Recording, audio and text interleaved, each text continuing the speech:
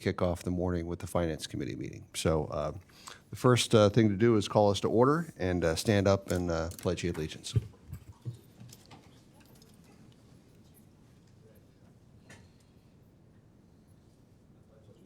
To the flag of the United States of America, and to the republic for which it stands, one nation, under God, indivisible, with liberty and justice for all.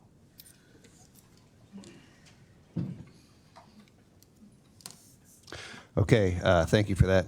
Yeah, Allison, you haven't missed a thing. We just started, so it's all good. So the first item on our up for business is the approval of the Finance Committee meetings from March 21st. I'll entertain a motion to approve.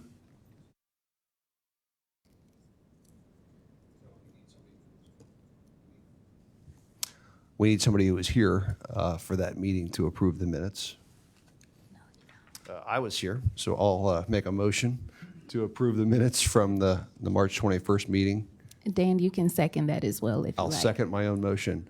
All those in favor signify by saying aye. Opposed? Okay, our meeting minutes from March 21st are approved. Thank you. Our briefing items today, the first one, Norman Bowie is going to present the internal and external audit summary review for Q1.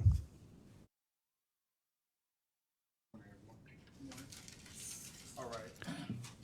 So we didn't have any, didn't close out any findings. Norman, your microphone's not on. All right, there we go. Thank you. So we didn't close out any audit findings this quarter, but just wanted to recap the last quarter. We did close out the vault puller attendance policy, which was that was finalized and implemented in Q4 of 22. And we also had an access, didn't have a formal policy or documentation for claims process, and this SOP was finalized and implemented in 22. So moving forward, we'll go through with the current audit findings, and we'll also give you an update of what we're doing currently in the internal audit area. Moving forward, so with our first two, these were findings from our vendor management audit from April 2019 regarding documentation monitoring activities and remediation process for non-compliant vendors. As of now, we did hire a vendor performance manager in Q1 of 23, and we're currently working through completing the process and procedures, which will be implemented in Q2. Also, in regards to the business continuity and disaster recovery finding about the lack of a formal IT disaster and recovery plan, we have engaged a consultant. We recently completed a workshop for key business stakeholders and IT personnel in Q1, and the final plan for that is scheduled for implementation in Q2 of 23. If you want to move forward. Thank you. We had a paratransit audit where we identified that procedures needed to be updated. Currently, the guideline content is complete. The document is the final design and is ready for distribution in Q2. We also had an audit in February of 22 regarding advertising and social media, which identified that our ad exposure was not meeting contractual obligation. Currently, SORTA is in renegotiating of our contract, and that's expected to be completed in Q2 of 23. And moving forward. And lastly, regarding our hourly payroll audit from December 22, identified findings regarding procedures and documentation that needed to be updated. Currently, the procedures are being fine-tuned and should be completed and implemented in Q2 of 23. All right, and you want to move forward to current upcoming audits. Currently, we're in the process of completing the fleets and facility maintenance audit. Clark Schaefer is in the review process, and the expectation is we should have that final report ready for the May Finance Committee meeting. And subsequently after that, Clark Schaefer will start planning for the staffing levels and succession planning audit, which should start in Q2 with the completion schedule for around Q3. Currently, as far as internal audit with my group, we're working on the Riverfront Transit Center parking, which should be kicking off soon with expectation to be completed in Q3. And after that, we'll work on the accounts payable audit, which we're planning to start in the latter part of Q2, and expectation to be completed in Q3 of 23. I'll open up for any questions or comments you have regarding the current audit finding statuses or upcoming audits. Norman, could you share with the group what your expectations are for reporting the results of the 2022 external financial audit? External financial audit, we're currently in the final phases of working to complete that. Expectations, we should be wrapping that up soon, and they'll be ready to submit that and report that at the May 16th meeting. Currently, one last thing, it may be working on final things with the GFOA, trying to get that in our audit report. So hopefully if we get that soon, it should be final and complete by then as well. For the group, could you elaborate on the acronym GFOA, please? Ooh, that's a... Government Finance Organization.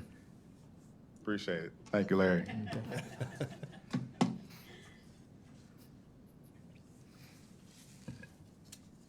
Okay, any other questions or comments for Norman? Norman, thanks for reporting out. Thank you very much. Okay. Our next item on our agenda is the financial reports as of March 28th. We'll turn the microphone over to Larry Pickleton. Good morning. The agenda we'll talk through today, statement of operations, a couple of comments on the revenue and expense chart. I'll share with you the key drivers and also make reference to the detailed profit and loss. And we'll also talk through the investment balance summary in addition to our reserve summary for March actuals.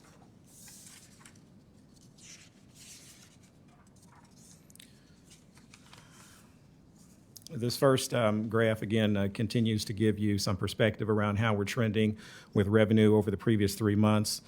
You can see here, if we look at the month of March, there's been a fairly decent growth in the CPS revenue, and that's really a function of not only having a full month of normal operations, but in addition, we made a year-to-date true-up for the extracurricular passes that are provided to the CPS student population. Fare revenue also continues to trend up, consistent with the ridership growth that we've seen over the past quarter.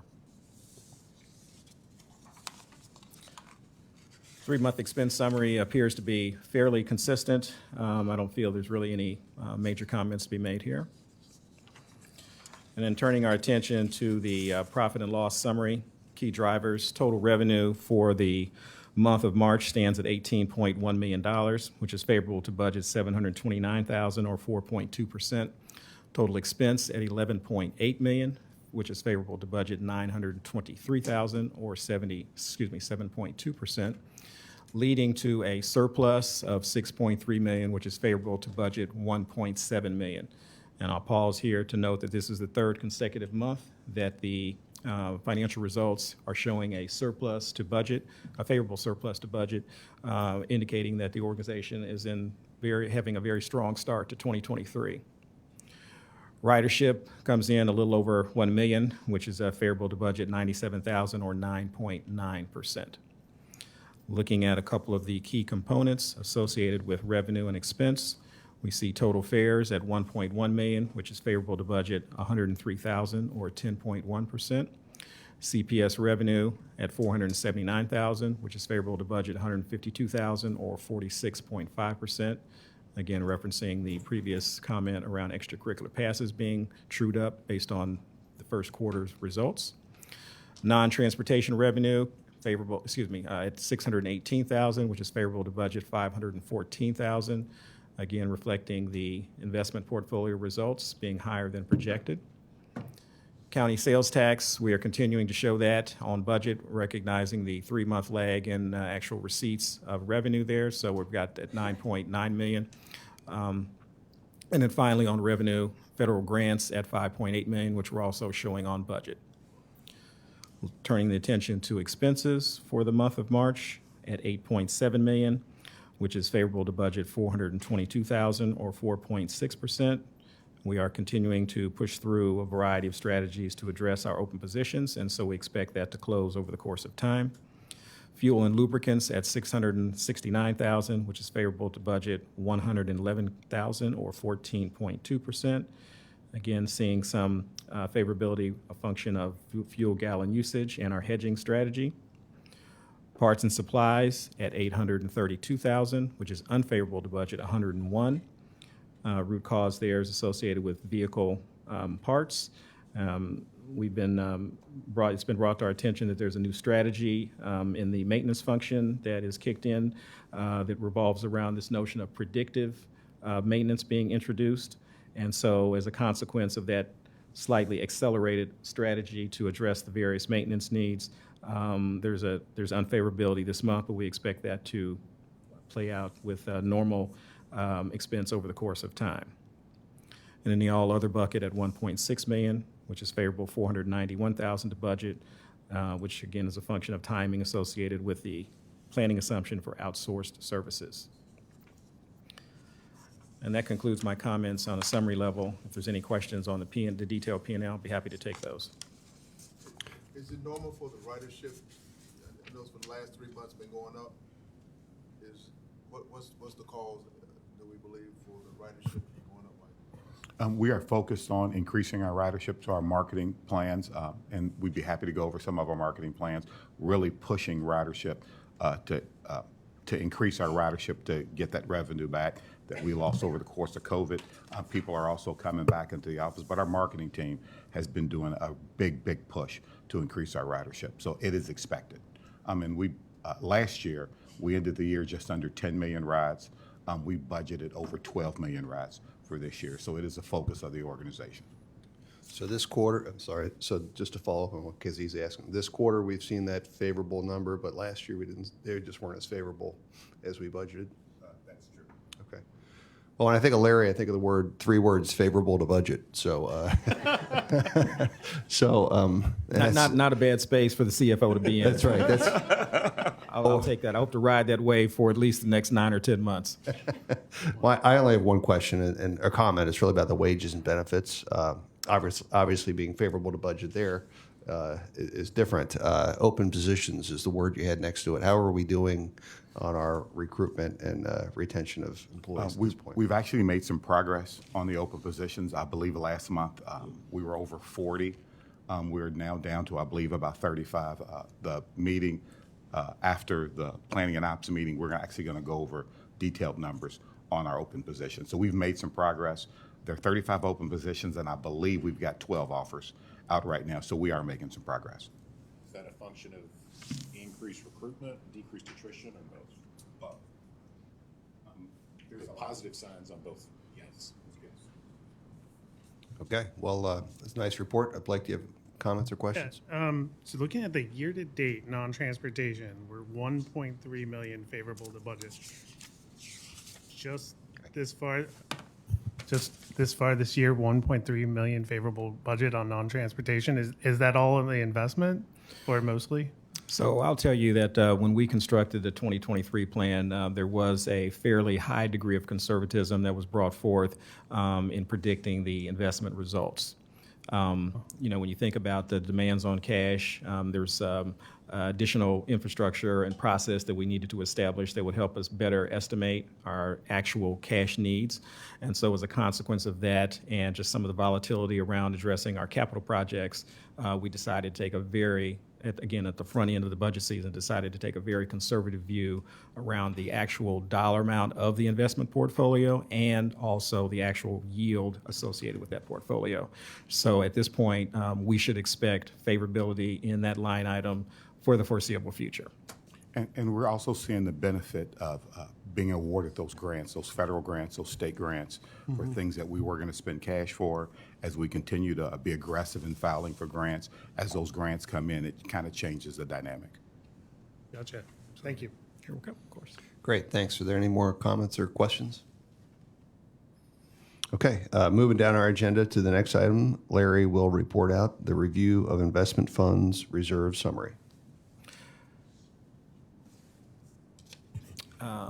Let's see. So Chanel, can we talk exactly?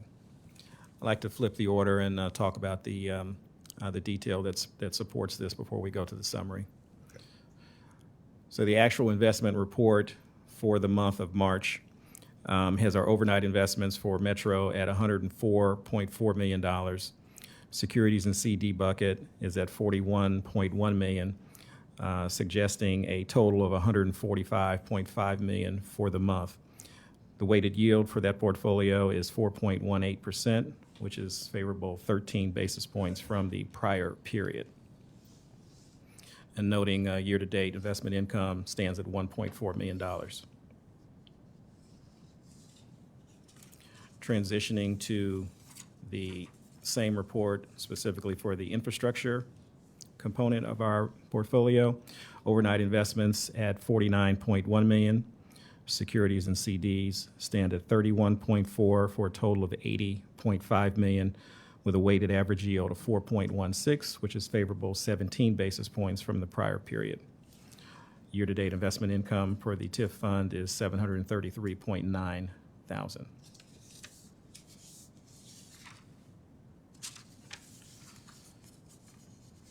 Now transitioning, Before we move on, we have to vote. yes. Okay, that last piece is 733 for the TIF funds. I didn't understand what that was. That is the total year-to-date investment for the TIF portfolio, 733.9. Okay. We hold that in escrow, or how do we do that? It goes back into the funds, so that'll be part of the culvert projects this year. When we do the culvert projects and we do the awards, that money goes back in the pot and gets reinvested in the community. Okay. So as we know, the primary component to the TIF fund is the sales tax, that portion of the sales tax that fuels this particular part of our agenda, and then the actual investments, the investment income that's a function of the portfolio. That's what I'm referencing as the 733.9. Great. Okay. Thanks. Any comments on this report that Larry just provided? We need to take an action here to approve the investment of funds reports as of March 28th, 2023. Is there a motion to approve the investment of funds report? So moved. Allison makes the motion. Is there a second? Yes, second. KZ makes a second. All those in favor signify by saying aye. Aye. Opposed? Okay. Thank you. That's been approved. Other items on our agenda. This is the time to talk about new business. We need to transition back to the investment reserve summary. Oh, okay. Sorry about that. That's okay. So the top portion of this report summarizes the investments that we just talked about for the Metro part of our portfolio at $105.5 million. The bottom section of this report is really the detail that helps the organization understand how we are positioned to meet our capital needs and other criteria associated with dollars that need to be set aside for the organization. And so the top portion of this deals with the capital plan commitments by type and identifies the dollar amount associated with the local match that we need to set aside for our projects. The middle section summarizes the $24 million figure, captures the Board of Trustee requirement associated with setting aside 2 months of our operating expense. And so again, as we cum the total for that section at 99.4, in contrast to the investment portfolio, we see a balance of $45.6 million rounded. Factoring in the budgeted surplus for the next 8 months of the year, 9 months of the year, we end up with a figure of $29.2 million rounded, bringing us to a total net unrestricted securities plus 23 operating budget surplus of $74.8 million rounded. And so what that does is give the organization the appropriate context that we are positioned well to meet the financial needs associated with the upcoming BRT project and have a little, quote, left over to start to plan for some of the other capital projects that the organization is pursuing. Other questions or comments? Any questions or comments? No need to vote on this item. It's just a summary of the funds. Correct. Thank you. That completes my reporting. Okay. Thanks again, Larry. Other items? Are there any other new business items to be discussed? Okay. I'll entertain. Thank you all for being here. I'll entertain a motion to conclude the Finance Committee meeting. Jay, you want to make the motion? All right. Jay makes a motion. Jay KZ can't vote. seconds. We are adjourned. Okay. Thank you. Great. Thank you, Dan. Keep the momentum going. And I think I can call it to order. We said the pledge just a few minutes ago, so let's move right into the action items. So, the briefings and action items. We're gonna skip over the minutes and just approve those next month because there's something that needs to be done with those. And so let's go right into good news. John, take it away. All right. Thanks, Blake. Good morning, all. As we start off each month, let's start off with recognizing and praising some jobs well done by our employees with Adrian's most recent Silver Wheel Award recipients, our employees of the month. Adrian. Yep. Good morning. Good morning. So again, bringing you this month's or February Silver Wheel winners. We're going to start with our access employee, maintenance employee, Robin Webb. Robin is quoted from her manager, Robin's a valuable asset to the team, always on time with no unexcused absences, cares about the customer and her coworkers, likes like her family, and she's committed to taking on extra duties by training new coach operators. And Robin is a coach operator. Congratulations to Robin. On a leadership silver wheel, we have Renita Wilson. Renita is a supervisor with transportation. And the comments are, Renita displayed her professionalism while responding to a recent incident involving another operator. Renita handled the situation well and ensured there was shift coverage and offered additional assistance for the operator. And the operator was ill while they were driving and had to pull over, so she provided the additional assistance needed. Next, we have Cal Deaton, who is from our Queensgate maintenance area. And it's being noted that Cal is always on time, goes above and beyond to help in every capacity he can. He's reliable, dependable, and a valuable asset to the maintenance department and the garage. Next slide, please. All right, and then we have from Bond Hill operator, Adam Scott. It's being said that Adam's customer service is exceptional. He wears his uniform with pride and always has a positive attitude and is always willing to help his colleagues as needed. So congratulations to Adam. And then administrative and support employee is June Han. June Han is part of the training department within HR and is responsible for her work with the Golden Bus Awards. She displays exceptional dependability. She's always willing to take on additional responsibilities, has a positive attitude, and makes herself valuable. She recently helped out when we had a absence with our leave administrator and picked up with helping out to process some of our leaves for Metro. So congratulations to June. And then finally, we have Douglas McCrae. Douglas is a Queensgate operator, and it is noted that Douglas is being commended for having the highest on-time performance for the Queensgate garage at 98.8%. On-time performance and 0 early, so he's not arriving at any of his stops early. And in addition, he has 0 customer service complaints in the month of February. So congratulations to all February Silver Wheel winners.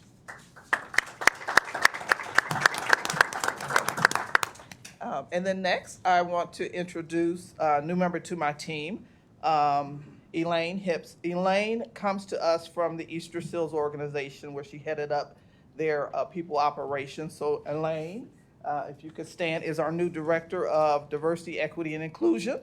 And she'll oversee all our diversity initiatives. And we are really excited to have her on the team. So congratulations and welcome. All right. Thank you, Adrian. We also have more of a, we're skipping that one? Okay. All right. Thank you for celebrating that employee performance and welcoming others. We also had a chance to celebrate two distinguished careers with some retirement parties and some best wishes on the retirements of first operator Sharon Shaw Terry. Sharon's retiring after serving the organization for more than 16 years. I hope these pictures do her bright smile and personality justice. They don't come any friendlier than Sharon, and she also spoke at her party of her purpose and how her career helped her fulfill that purpose. Very inspiring for all of us still here, continuing the work of the organization. She does still have a uniform, though. I told her she can drive anytime she wants. Even Red's opening day, if she brings the red and white, get up there, we'll make that happen. Right, Chris? No problem? We'll make that happen. Congratulations, Sharon. We also bid farewell and congratulations to his retirement to maintenance employee Daryl McDonald. Daryl retires after 22 years of service. There he is pictured with members of his family that came out to his retirement celebration. And what a fitting capture of Daryl. People that know him, worked closely with him, feel that connection to Daryl like nobody else. There is nobody that you'd rather have on your team to help to keep a positive spirit and team focused mindset than Daryl McDonald. So we certainly felt that in his celebration there. He will be sorely missed along with Sharon, but again, celebrating 22 years of stellar service.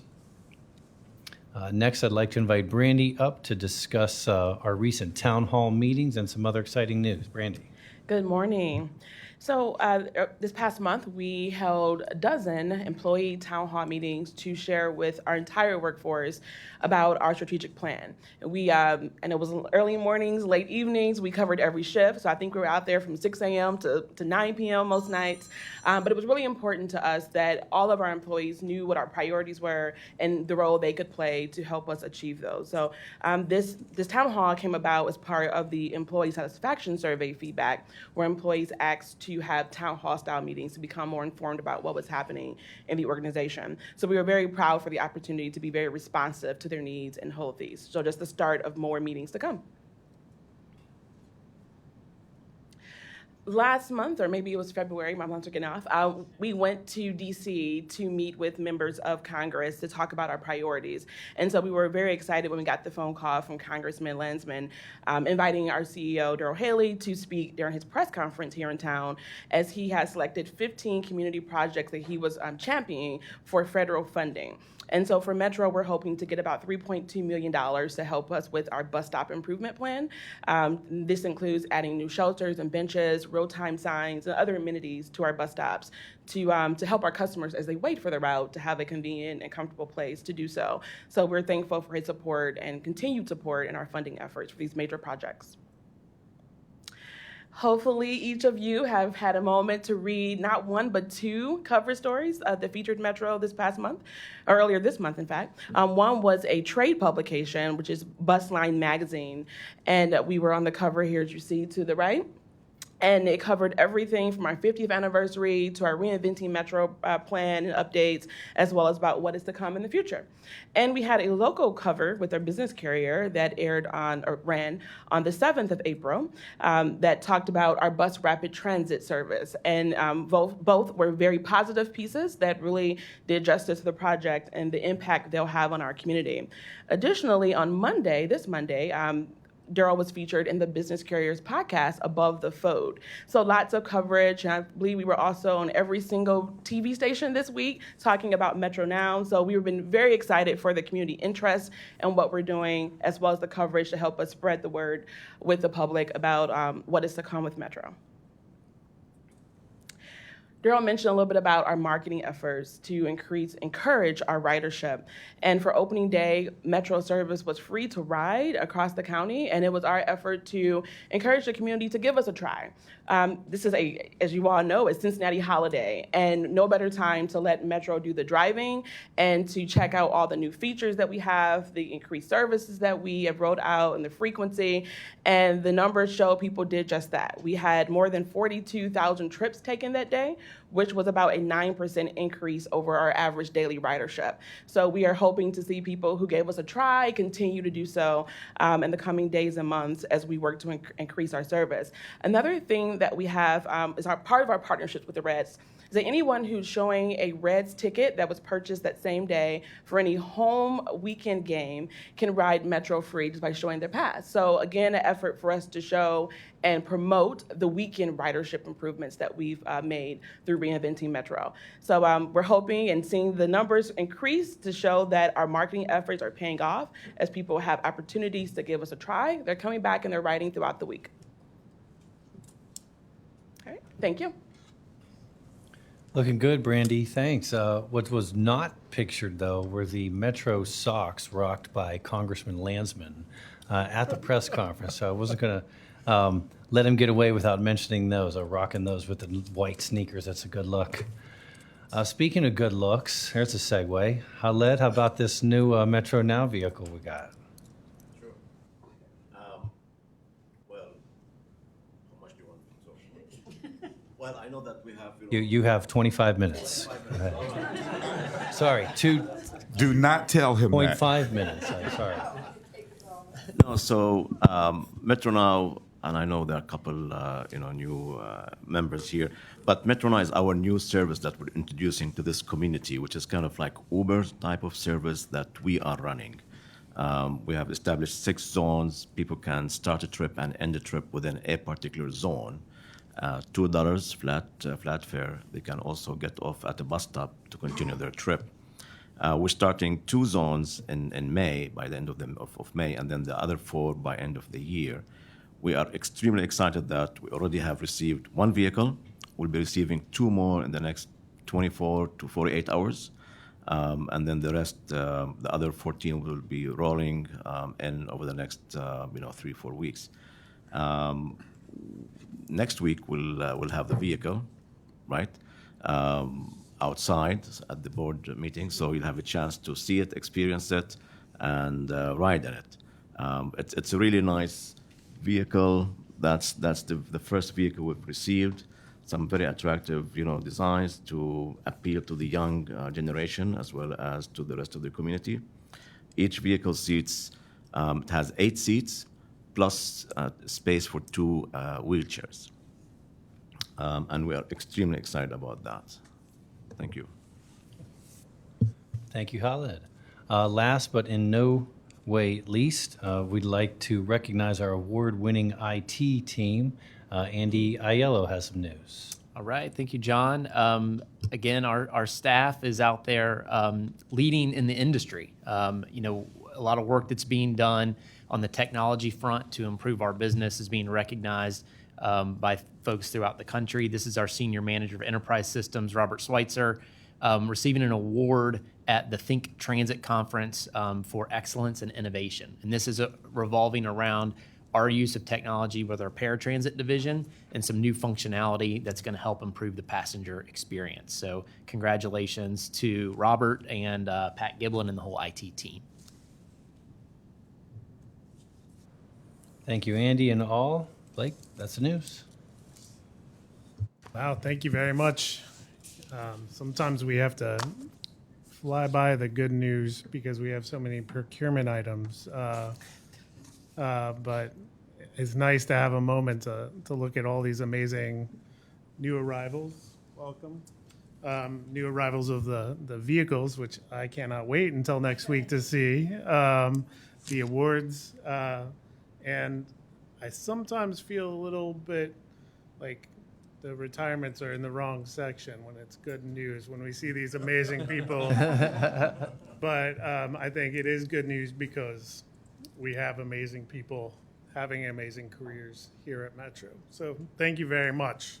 Now we have, continuing that word, a couple of amazing briefing items to work on today, especially this next topic, the WSP report, which is alternative fuel strategy. We're going to be talking about this for probably decades to come.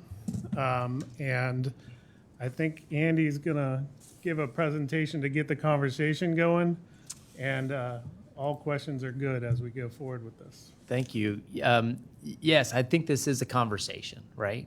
This is a big topic. It's very clear that the industry is changing, mobility is changing with respect to alternative fuel vehicles.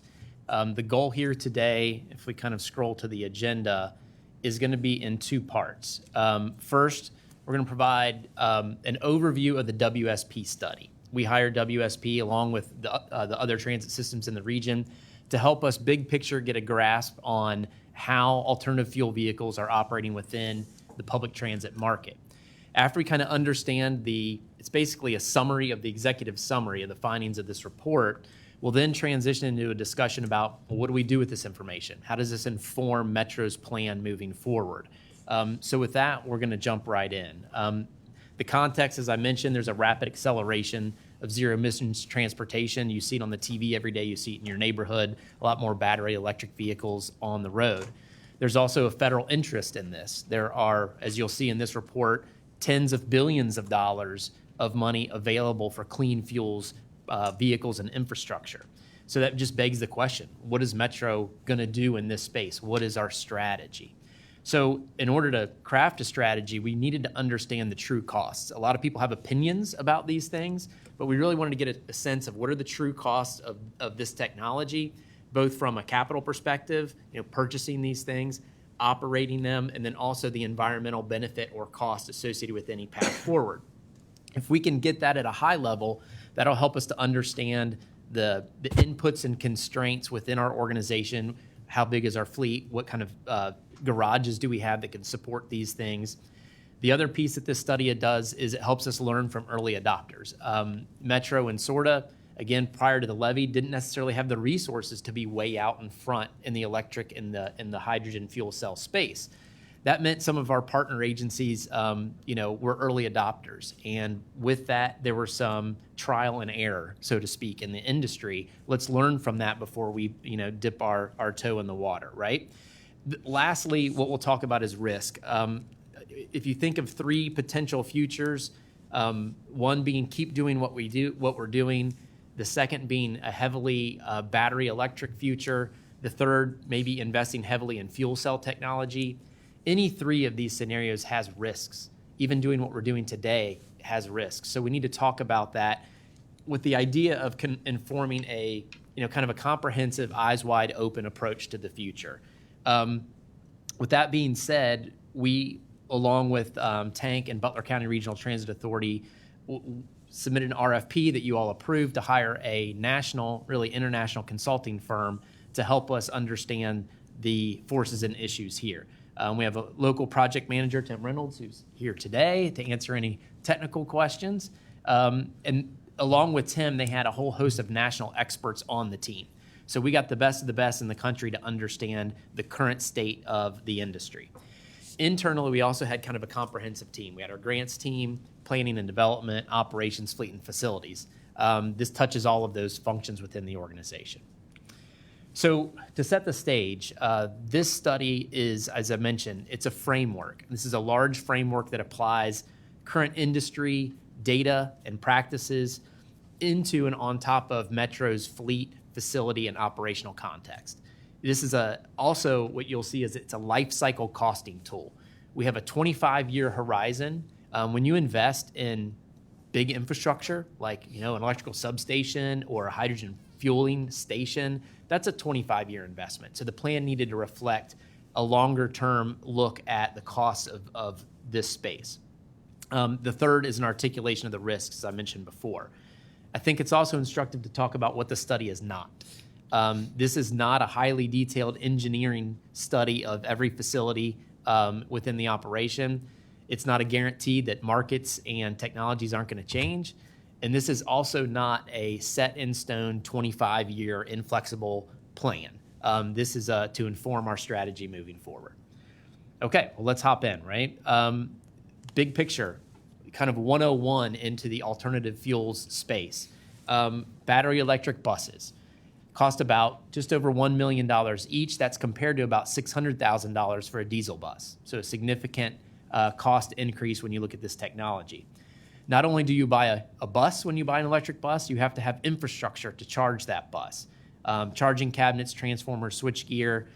It requires space in the garage, right? So you can imagine in a diesel context, you fuel the buses in a fuel lane, and then you can just park them anywhere in the garage.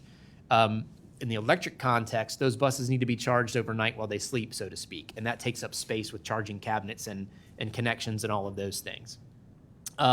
Another key component with electric buses is range. How far can that bus operate with its battery, right? How far can it operate on a 18-degree day while it's going up some of our steep hills in Cincinnati? It's a serious consideration in this analysis. Again, what we're seeing at peer systems like Coda and Columbus, they're limiting their operation of their electric bus to about 13 hours or 170 miles.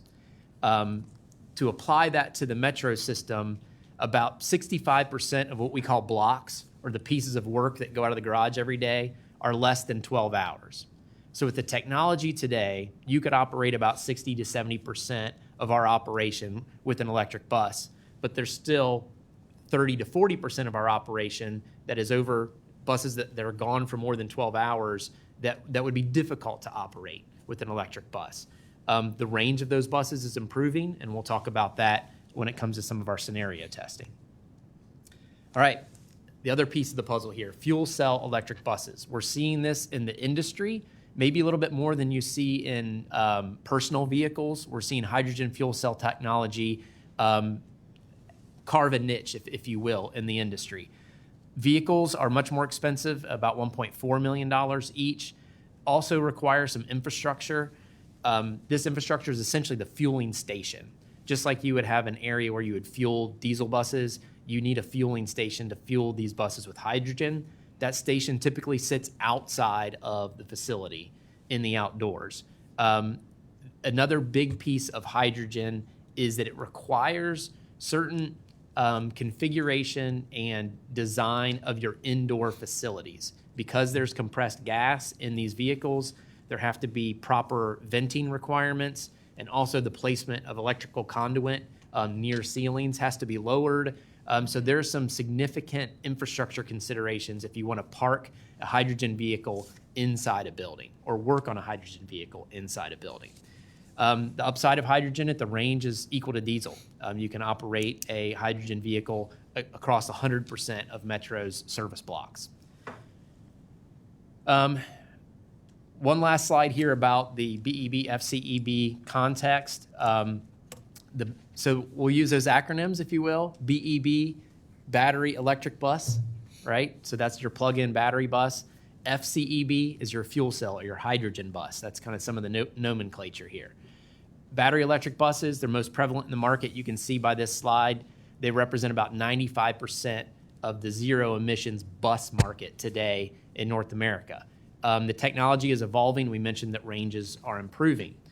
Fuel cell electric buses represent about 5% of the market. The technology in the fuel cell sounds new, but it's been around for a long time, and the reliability of a fuel cell fleet is pretty darn reliable, equal to diesel. Before I move on there, just questions about those types of vehicles and how they operate before we get into analysis. Pete. This might be in here later, so feel free to punt if it is. Yep. But what's the rationale for those who have made the decision on fuel cell electric vehicles versus battery electric vehicles? The rationale for those who invested in fuel cell is primarily reliability, So long. Okay. range. Yeah. I think when it comes to your operation, there's more reliable fleet when it comes to fuel cells. Okay. Thanks. Yep. Question, just refresh me. Yes. This entire study is not locally funded. I would have to go back to the procurement was completed before my time. I'm not too sure if this was federally funded or locally funded. It is federally funded. It's federally funded. 100% federally funded. Probably not 100%, probably 80%. Correct. 80%. 80%. I couldn't remember how do we vote on that. Yep, great question. Okay, so moving on into applying this information into our context. Again, these are the big picture pieces of the puzzle that we'll use to build a strategy. Metro has about 309 fixed route buses in our active fleet. We usually replace those at about 12 to 13 years of age, which means about 25 buses a year is the replacement cycle at Metro. I already mentioned kind of the range of battery electric versus fuel cell, 65 and 100. So let's talk about our facilities. The Queensgate facility has capacity for 300 diesel buses. You could put battery electric buses in Queensgate today, it would just obviously reduce the total number of buses you could put in because they take a little bit more space. Queensgate, as it's configured today, cannot support fuel cell buses without significant modification because of what we mentioned before, venting and electrical work. Bond Hill currently has the capacity for about 150 diesel buses. It could also support battery electric buses today at a reduced number. You all have heard that there's a planned renovation for Bond Hill in 2027. You'll see that this is a big part of our strategy and plan moving forward. During that renovation, you could configure that space to allow for either or both battery electric or fuel cell post-renovation. Again, the renovation also contemplates adding more capacity at that facility as well. Okay, so the next piece of this analysis by WSP was what we call the life cycle cost analysis. So when you think about, should we buy an electric bus, should we buy a fuel cell bus or a diesel bus, you think about the cost of the bus, and that's a major component of this analysis. But it also includes, what about when we need to replace the batteries on that bus? 10 years down the road, that cost is included in the analysis. And then each of these technologies have different operating and maintenance costs, right? So for example, for a diesel bus, you have to pay for diesel fuel. For electric bus, you have to pay for the electricity, and fuel cell, you have to pay for the hydrogen. So all of these costs were incorporated into this very detailed model that could generate a financial picture for us over this 25-year horizon. Also included in this, in a way to kind of monetize the environmental difference, were environmental costs. Most of those are wrapped up in two things. The tailpipe emissions, like you can imagine from a diesel bus, there's emissions in the tailpipe, but there's also upstream emissions. There are emissions that are created in creating diesel fuel. The same on the electric side. There are very minimal tailpipe emissions. There's a little particulate matter that's created when you run an electric bus, but the greenhouse gas emissions come from the electric creating the electricity that goes into the buses, right? Most of which is coal-fired power plants. And the same on fuel cell. There's energy that is required to create the hydrogen to be pumped into the buses. So all of those costs were built into this life cycle model. Okay, so if we have the model, what we're going to assess in costs, what scenarios do we test? We essentially tested 5 scenarios. Baseline is keep doing what we're doing with diesel and diesel hybrid. The BEB scenario is 100% battery electric bus. The BEB 1.1 or 1-to-1 to 1 to 1 to 1.2. What this basically means is we may need, if battery range doesn't improve over the life of this plan, you may need more electric buses to run the same amount of miles because of the range limitation. Does that make sense? So this second scenario of BEB 1-to-1 assumes that electrical range improves at a rate that by the time it starts to constrain our fleet, ranges will increase and we won't ever have to buy more than 1-to-1 replacement for electric bus. The second scenario is worst case. If that range doesn't improve, we would need to replace every diesel bus with 1.2 electric buses. And those are in the out years of the plan. Fuel cell scenario is what it is, fuel cell, and then the mixed is a mixed 50-50 of both technologies. This is the summary of the life cycle costing tool, and we're going to zoom in on these 2 squares here. First, let's look at some of the capital costs. Over the next 25 years, it's anticipated we'll spend about $190 million on diesel buses and component replacement, so on and so forth. That's our existing baseline path. Under the battery electric bus scenario, that would be closer to $392 million over the next 25 years, and fuel cell, $421 million.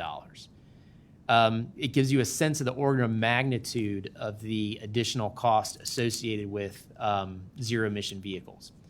What's interesting on the operating side are the fuel costs. You'll see we would spend about $96 million in diesel fuel over the next 25 years and up to $115 on hydrogen fuel over the next 25 years if you had a wholly hydrogen future.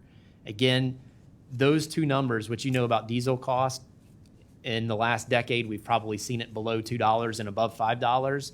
Very similar on hydrogen. But the number that we used in this plan was one that was assessed by our experts at WSP. And that gives us that price of $115 million over 25 years. Hey, Andy. Yes, sir. This only factors in costs. It doesn't factor in at all the federal opportunity on dollars. It's a great question. It does not. This is total money spent on the program, Regardless of where the money comes from. regardless of where the money comes from. All right, thanks. We have calculated some assumptions in this capital piece. Really, those first, the vehicle purchase, the charging infrastructure, and the component replacement are probably all federal eligible. And we did a calculation of what if we received 80% federal for those. But that's not, we're not seeing that. We're not calculation. seeing Okay. that there. And the same is true for the baseline because we do get a bunch of federal money for, okay, so it's all just cost. Okay, thanks. Correct. So this is money, this is all money out. And we have done that analysis of 80% federal for just those three lines because the feds don't pay for fuel, they don't pay for tires, so on and so forth. Great question. And we would realize the savings, how long, you said 25 years, how long would it take us to realize the savings? There's no scenario where there would be a cost savings to the agency by using zero emission buses. Yes, sir. Without getting into the weeds, just curious if the vehicle maintenance discrepancy. Yes. Okay, that's a great question. So there are a few things that contributed to a higher cost for battery electric vehicle maintenance. A lot of it had to do with maintaining the charging infrastructure in the facility. If you're maintaining essentially a small substation, it's a lot more expensive than a diesel tank in the ground. That's the main difference therein. Okay, so we have our hands around kind of the ballpark, big picture costs here. If we move into, yes, sir. Oh, I thought you were going to say something. There's also cost with labor around electric, right? Needing more maintenance techs for safety, or is that not significant? Yeah, I mean, I have some anecdotes here or some information from the report when it comes to maintenance costs. A big part of it is it's really the weight of the vehicles are significantly more, and so there's a lot of wear and tear that requires more maintenance costs. That's what the study cited. So to answer your question, I think as you asked it, there would be a lot of upfront costs because we have to train all of our maintenance mechanics to work on electric vehicles versus working on diesel vehicles. And there are some federal funds available for training, but there would be a lot of training prior to bringing in a zero emission vehicle because the diesel mechanics don't have the skill set to work on, so we'd have to train our mechanics to work on zero emission vehicles. And there is some cost to that. An excerpt from the study says, while regenerative braking on hybrids reduces tire wear, the heavier weight of the hybrids and BEVs in comparison to conventionally fueled vehicles largely offset the benefits.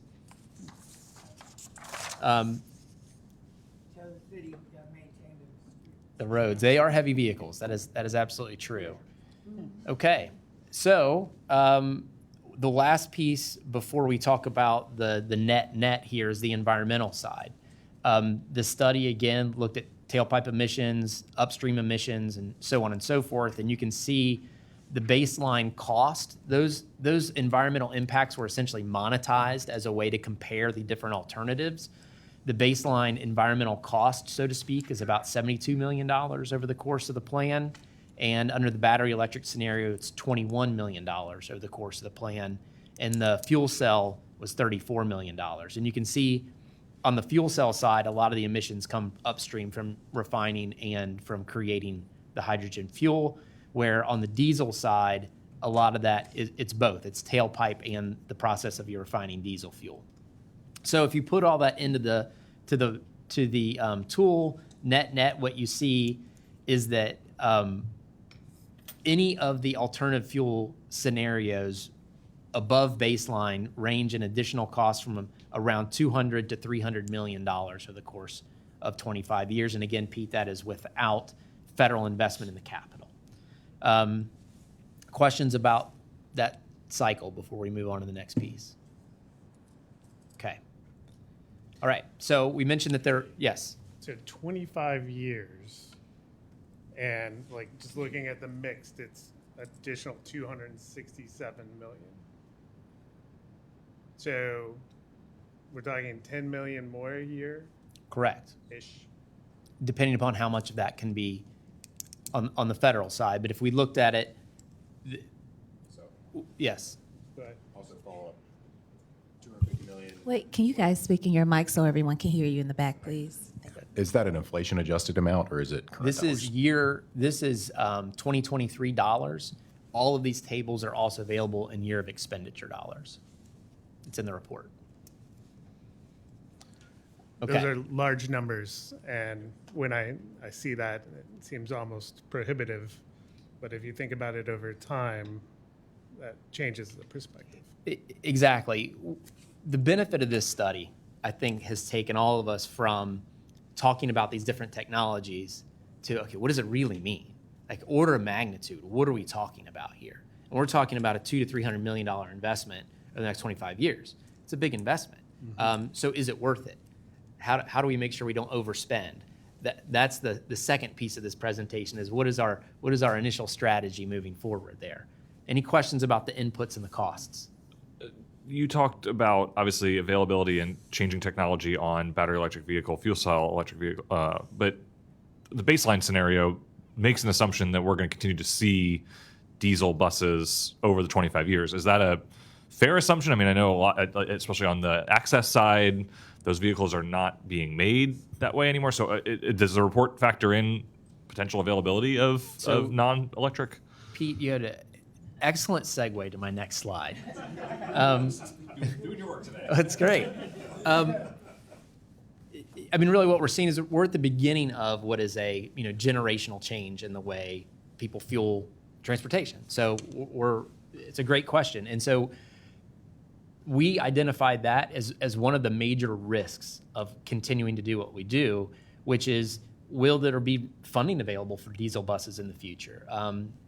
Gillig, the manufacturer of most of our 40-foot buses, can't sell a diesel bus in the state of California because they're not allowed to sell diesel buses in the state of California. So those things are changing. So what we don't know is, will we continue to be able to receive federal funds to replace diesel buses if the political or environmental winds shift to where that's not a desirable vehicle to fund? So there is risk in staying in our existing lane. Again, another risk associated is from an air quality perspective, it's the least advantageous. It's the most harmful from an environmental perspective, staying in our current lane. So there are risks in that lane. In the battery lane, right now, availability of battery electric buses is difficult. You've seen this upswing in battery purchases. That makes the market really tight. It could be, 18, 24 months before you can order a bus and actually receive it on site. Same in terms of charging infrastructure. We don't know about batteries yet, right? There's a whole generation of electric vehicles that have batteries that have yet to be disposed of. So that is a risk. What happens if the market turns there on batteries? I think from a fuel cell, the best way to describe the fuel cell risk is the size of the fuel cell market for buses is really small. So you could be in a situation where if you invest rapidly in fuel cells, that you don't have any more manufacturers of these buses and you can't get parts and so on and so forth because it's such a niche currently in the market. So really those are, again, to summarize, 20-page risk assessment, those are kind of the big pictures with each of those paths forward.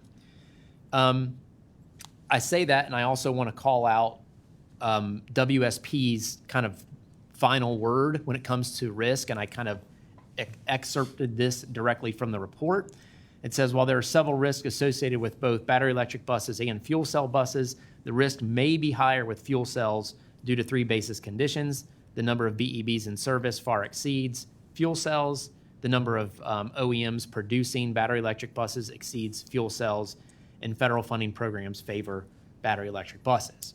That is the opinion of our experts. Internally, we have some debate about some of those points, but that is the conclusion of our WSP team. They also gave us a great chapter on financing. There's funding available for zero-emission buses from FTA, FHWA, Department of Energy, so on and so forth. If you add those up, over the next 5 years, there'll be about $70 billion worth of funds that could be applied to zero-emission buses. So again, when you talk about cost, there are opportunities to offset some of those costs through federal programs. And essentially, that is the overview of the WSP study. The next step would be for us to talk about what do we do with this information and what do we think is the next step forward. Any other questions about the study? Any questions of Tim before we jump into that piece? I think, first of all, thank you. I think this was an excellent presentation. There is a lot to think about because we're looking at this political administration. They're pushing this particular segment. So what happens when the next one comes in, or if another one comes in? Then the environment or the thinking changes because we're still fighting climate control. So I'm hearing you say it's better to invest slowly or not. And I'm concerned that the supply chain is still not complete, and we haven't talked about any displacement of employment. Great. We will talk about those things in our next step here. Okay, another segue. Segue. All right, well let's jump in. Check. All right, so this is a very high level kind of scatter plot of Metro's takeaways, right? So I'm no longer speaking for WSP or the technical study. This is our team internally saying, we have all this information, how do we feel about it, and what do we think makes sense at Metro? Well, from a risk perspective, diesels, they're lowest cost, both capitally, from a capital perspective and operationally. They have no range limitations and don't impact our operation. They keep a uniform fleet from parts and efficiency, all good, right? So the big challenge with diesel, though, is the environmental risk, right? They're not as clean as the other options. When you look at battery electric, it's almost the inverse of that. High cost from capital, high operations cost. The range limitations are serious of things that we really need to worry about. But they're the best from an environmental perspective, and there's quite a bit of funding available for those things. Fuel cell is kind of a combination of the two. High cost, right? Capital and operations, no range limitations. So our operations folks know if there's a fuel cell bus that's fueled up and ready to go, they can treat it just like a diesel bus. But there's this market risk because it's kind of a niche. So when we think about how do we move forward, it's clear that if we move to a zero emissions fleet, it will be very expensive. These costs were not included in the Reinventing Metro plan, right? Back in 2020, we talked about BRT, improved frequency, mobility on demand. It wasn't envisioned, or it wasn't discussed or included in that Reinventing Metro plan that we would spend an extra $200 or $300 million on zero emissions fleet. So eventually, if we increase the essentially overhead costs to run this business, that cost will eventually compete with cost to provide service for our customers, right? So that's just something we have to be aware of. The other thing, Gwen, as you mentioned, that moving too quickly could set the stage for significant failure. So if we ordered 100 electric buses tonight and we had them here tomorrow, in December when we hit a day it's 15 degrees, we don't know yet that we can handle that and not have a service interruption. Same thing if we had a garage full of hydrogen buses and we've only identified 1 or 2 hydrogen suppliers in the region, we could be in significant operating challenges, right? So those are things we have to take seriously. How can we mitigate? I think on the diesel front, where there's funding available, hybrids are a good bridge. because you get some environmental benefit from them, but you don't have any operating concerns. You don't have any infrastructure needs. On the diesel side, Pete's point, we may be unable to obtain federal bus money in the future. We have to think about that. And we also aren't preparing ourselves for what is a likely future. If we just stay with diesel and don't do anything, are we going to be ready when these things happen? And it looks like some of them are going to happen. So on the BEB side, we suggest that we consider a funding gate. So only purchase battery electric buses when we're able to obtain some federal funds to do so. Don't spend local operating money. Don't spend local money that could be used for service on zero emissions technology. So if you go and get a grant award, let's move forward. If you can't get that grant award, maybe we should consider a pause until we can get such federal funds. Also, a range gate. We shouldn't continue to add to an electric fleet until we know we can incorporate that next round of buses without some kind of operational degradation, right? Similarly, for fuel cell funding gate, should we buy fuel cells with local dollars? And then we would also, if we went down that path, we'd have to prepare for some kind of market disruption or lack of fuel supply. Okay, we're getting near the end. I appreciate your all's patience. Our playbook, we want to keep all options. Well, what we said is all options have risks, right? To your point, Ms. Robinson, as long as we can keep options open, there are benefits.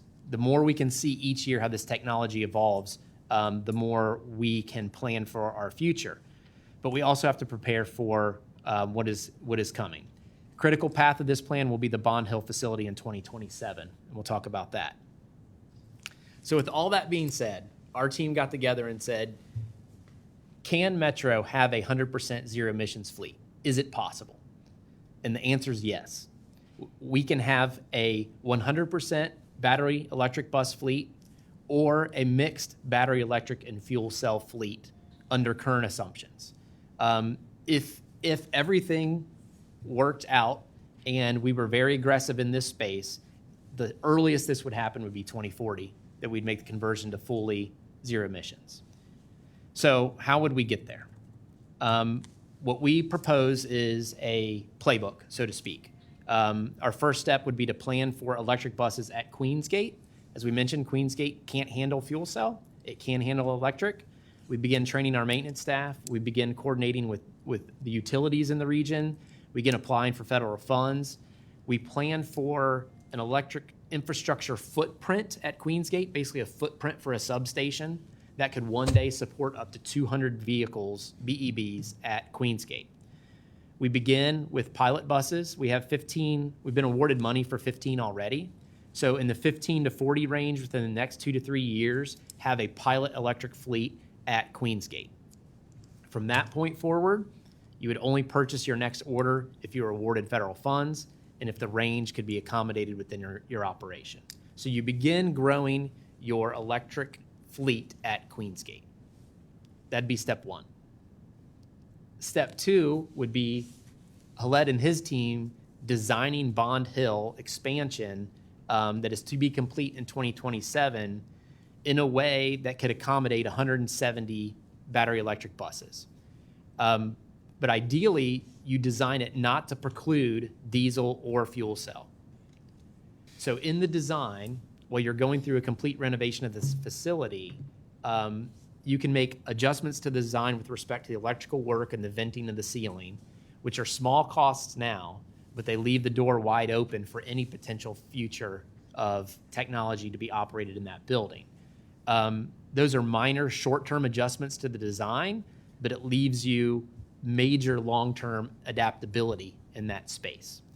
Again, if you have 200 electric buses at Queensgate and 170 electric buses at Bond Hill, you could have a 100% electric bus fleet. It's possible. So with respect to this step of the process, the planning and development folks are already applying for federal funds for the renovation of Bond Hill. The third step is that we would just take 1 year at a time, right? Queensgate would be the home of our BEB technology and our maintenance training. We would test and monitor these things. recalculate these costs on an annual basis. And then on the last slide here, we would incorporate those potential future costs into our long-term processes here. You know, our grants planning strategy, our operating and maintenance budget, our bus replacement schedule. We would use this playbook to help inform our 25-year plan moving forward and adjust as necessary.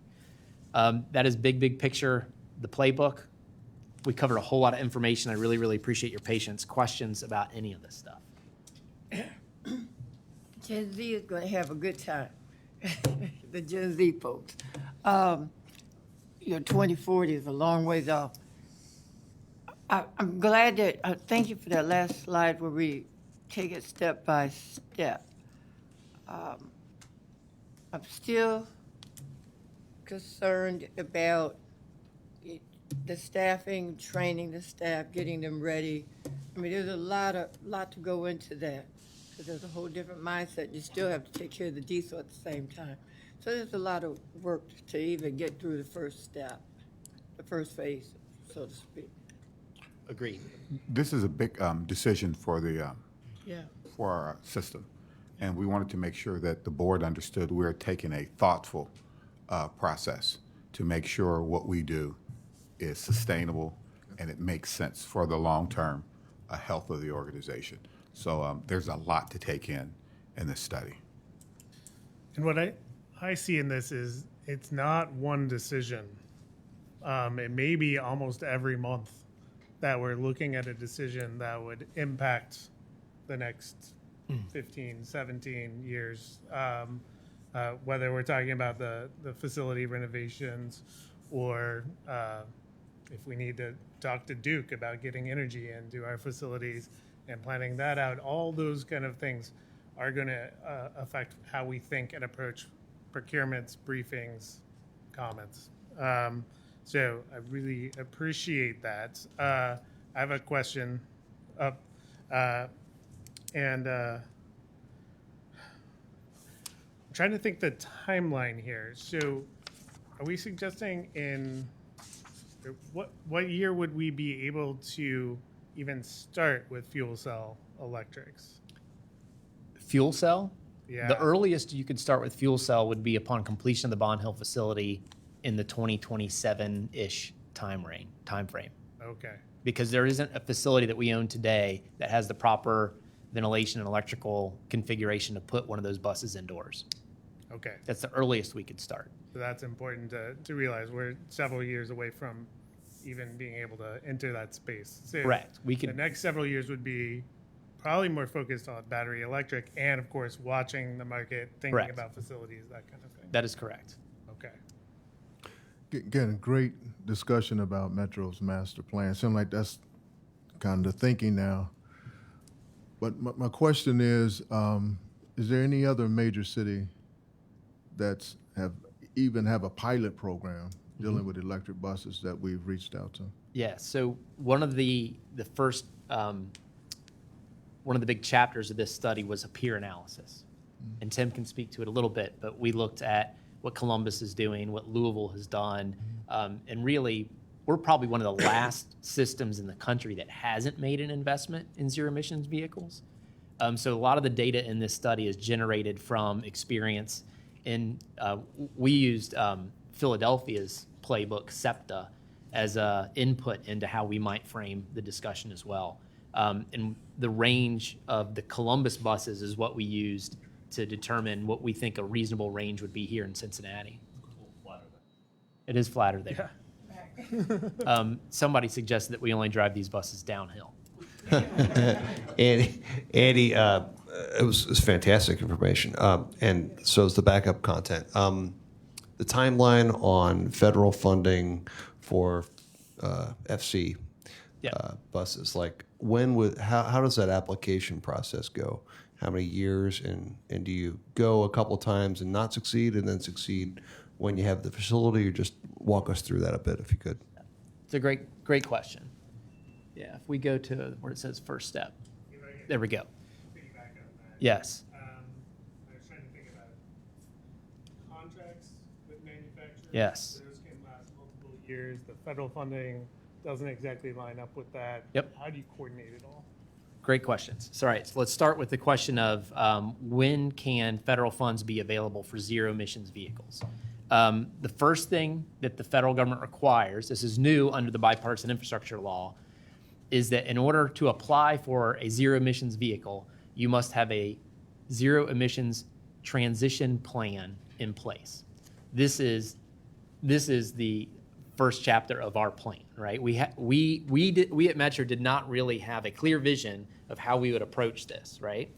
Now that we have a clearer vision, this is our transition plan that we can present to the feds. They won't fund an electric bus unless you know where it's going to be parked, how you're going to get the electric for it, so on and so forth. So first things first is we have to complete this process before we can even apply. When we do apply, there are annual awards that are made. So once you're awarded, you could be awarded. We've already applied for some funds for electric vehicles, and those funds will sit on the shelf until we can get our transition plan finalized. And then to your point, Blake, we then have to either procure a contract with the vehicle manufacturer or partner with an open contract to order that bus. And those buses take 12 to 18 to 24 months. So it is a timeline, and that's why we suggest under this first step that we begin getting everybody in the organization aligned with what our next steps are so we can start training maintenance staff. We can start thinking about what's going to happen at Queensgate. It's no longer this big open-ended question. So when we do apply, we can demonstrate that we are in a preparatory mode. So for the BEBs and the FCEBs, like the FCEB timeline compared to the BEB timeline, that's kind of what I'm driving at. BEBs, that begins today, really. I mean, if we feel as a board and as a staff we're moving in the right direction, we give the nod to our maintenance folks to start. We've actually started talking to Duke already about what's going on at Queensgate and can we get the essential infrastructure to charge up to however many buses. So if this all coalesces and we all see some nodding heads, we're off in that direction today on BEBs.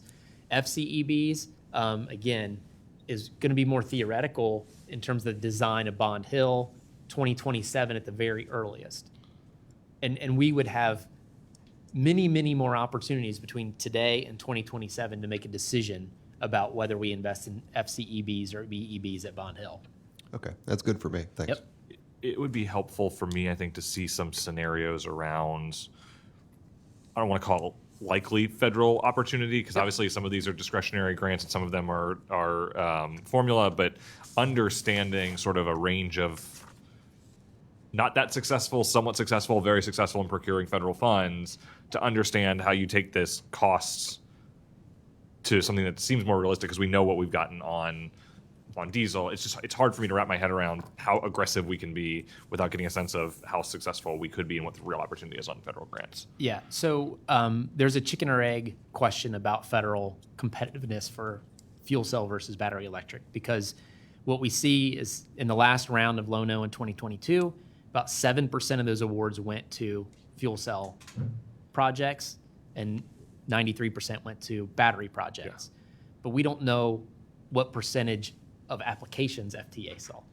I guess I'm operating under the assumption that in the short term we're talking about battery electric vehicles, right? Sure. I mean, like, we have until 2027 at least before we could do anything fuel cell related. Yes. So I would assume that our strategy in the next couple of years would be battery, and Correct. so it'd be helpful to get a sense of that. Yeah, we can do that. And then we can share, if you were to make the assumption that 80% of those capital needs could be paid for by the feds, it takes that delta of 200 million to 300 million, it takes it down by about half to about 100 million to 150 million. Okay, thanks.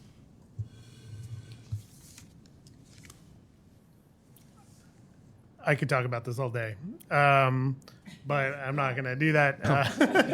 Wait, don't get mad at me. Anybody else questions? I think we're going to be talking about this for a long time to come. So let's keep the conversation going, keep the questions going. And Andy, and whole team, keep the research and the engagement going. Yeah. Looks like you're doing an amazing job. And I guess as we wrap up, just the WSP team was outstanding. We threw every potential curveball that we could at them, and they weathered it like professionals. Our internal team, so much of what you see here is the product of, time in front of a whiteboard with our vehicle maintenance staff, our facilities staff, our operations crew. So I'm just the one to report it, so appreciate their efforts. Just want to make sure. You talked about Columbus and Philadelphia. Did you also say they received federal funding? Correct. Oh, okay. Yeah. There are a lot of federal awards being made right now for zero emissions buses all over the country. Is it about that infrastructure money? Yes, part of it is programs that are in the bipartisan infrastructure law. And is that because the government's trying to push, I guess, cities to get away from Diesel fuel. Okay, diesel fuel? Okay. All right. Agreed. Okay. Yep. That's Right. part about which administration pushed. So our next topic is service quality. Andy, you taking that as well? I'll be very, very brief. Okay. As you all know, we brought to you in January some goals around service quality and ridership. Top two being missed trips, which is a good indication of quality, and then ridership. As Daryl mentioned, our goal is to be over 12 million rides in 2023. If we go to the next slide, we had a list of defined initiatives that we were pushing in these areas. In your packet, you'll see an update of our progress in tackling that punch list of 29 items that we think is going to help in both of these areas. And then also in your packet, you'll see an update of that data dashboard that shows you our performance. Next slide. Implementation is on track. And again, that's in your packet for your review. If you have any questions, come see us. And on the next slide, you'll see that a lot of our KPIs are trending in a positive direction. Missed trips is trending down, which is great. And we ended 22 at an average of 95 daily missed trips, and we're down into the 50s. Ridership is trending according to plan. On-time performance is improving slightly. And we have accident rate going up slightly, which we could discuss if you'd like, and then so on and so forth. So this packet, this metric sheet is in your packet. You'll receive it every quarterly, and I'm happy to take any questions on it. I think Craig sent in some questions. I won't read them all because he was on a long flight, so there's a lot of questions. But missed trip working group, I noticed that too. And why haven't we started on that with missed trips being a priority? And then I think why the rise in accidents? Yep. So I think, John, would you want to respond? Sure, yes, I'll start it, and if we need to get into greater detail, we've got members of the team here. In terms of the missed trip working group, a lot of initiatives already are underway. One in particular, you'll note that in March, operator absenteeism is up, but missed trips are down. That would seem very counterintuitive. Absenteeism is the biggest driver, not the only driver. So we've restaffed how we supervise the clerk function. So the clerks that deal with those real-time operational staffing challenges, how quickly they can reassign work and reroute work. We've seen improvement there to troubleshoot issues even when we're experiencing absenteeism. Again, March with a marginal uptick, but missed trips trending well. So a lot of that activity is already underway. I'd expect a lot more from the missed trip working group, getting down into the data and the systems that support the number that you see here. The technology that tracks the buses out on the system, is that fully functioning? Those kinds of audits and improvements are going to take a little bit of time, but there are initiatives already underway. In terms of the accidents, we're tracking our right side mirror strikes as preventable accidents. There's a very good internal discussion going on with operators, safety team, ATU, et cetera. Is that a proper way to classify these accidents? The first thing we're doing right now is let's classify them, address them, hear from the operators, address the on-street concerns, and then our maintenance team is also troubleshooting recent model years of mirrors that really stick out. So a new configuration to maybe bring that mirror in closer to the vehicle, gain some clearance on the sides of the buses. There's a new operator element here as well. It's not the whole increase, but it's part. So that's just a few of the things underway. Chris, Mike, have I missed anything on a high level or maybe a key detail? Well, I'm happy to speak to it, Mike Weil. We are working with Gillig, the manufacturer. They've developed a wedge adjustment for the right side mirror. It pulls the right side mirror in about 5 inches, which helps a lot because the new mirrors on the 2021 and 2200 series coaches sticks out about 5 or 6 inches more. So an operator is legally driving in the street and they'll take a mirror off on a pole. The streets lean a little bit to the right for drainage, the poles lean a little bit to the left, and it makes the perfect combination.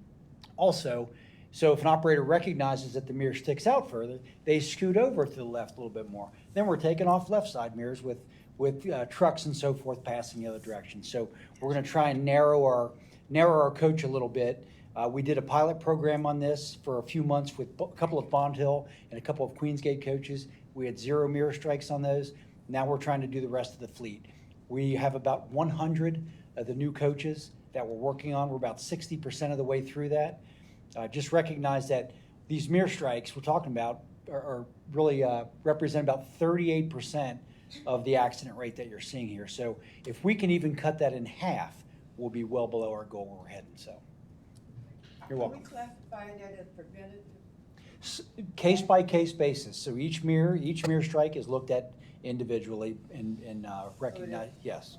And that is one reason why you see the accident data is 1 month in arrears, because there's a investigation classification process that happens that takes a little bit of time. So we get February final month in accident data for the March report. Yeah. Thank you.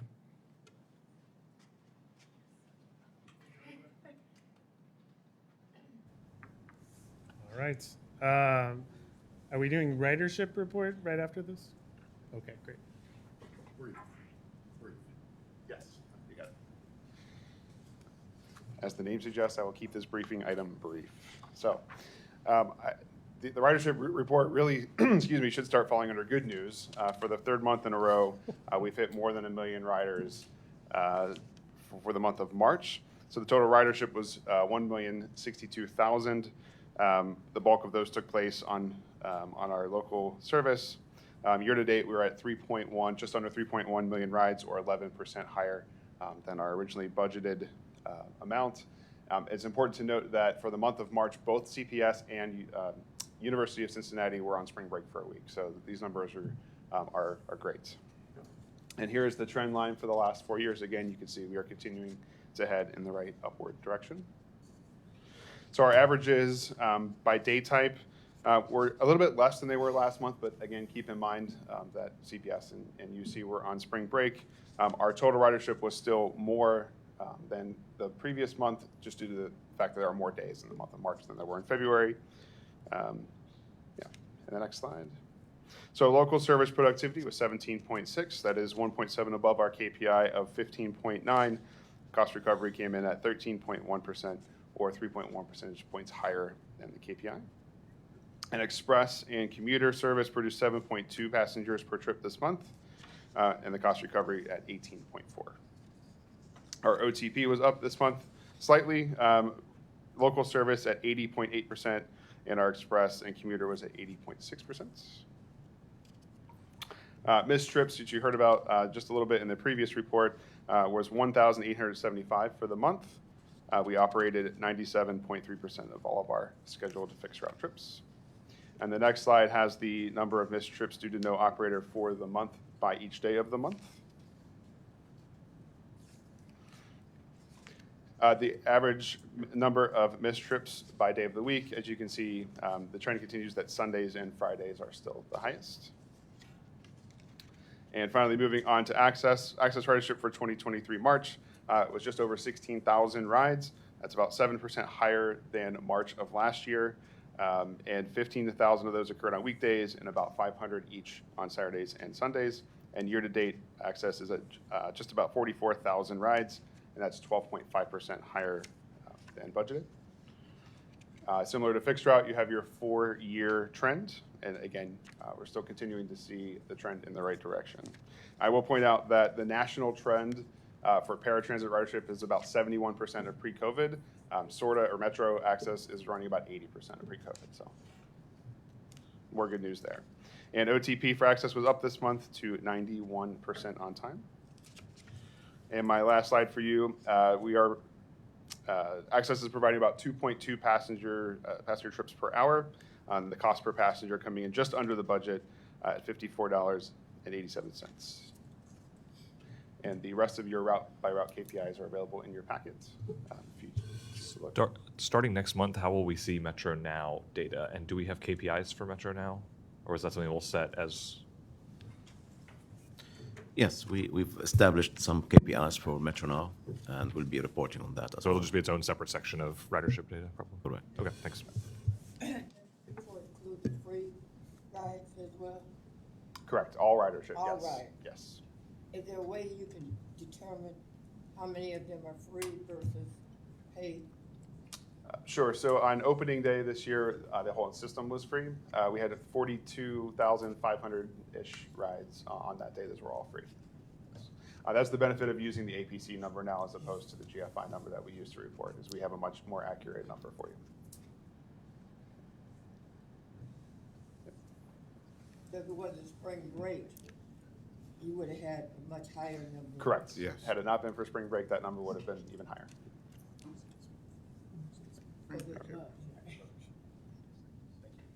Any other questions, board members? Thank you very much. All right, I think we have one procurement item, just one. Andy, you want to present that? Certainly very straightforward. This was an invitation for bid for diesel exhaust fluid. We had a number of bidders. The lowest bid was Next Generation Fuel.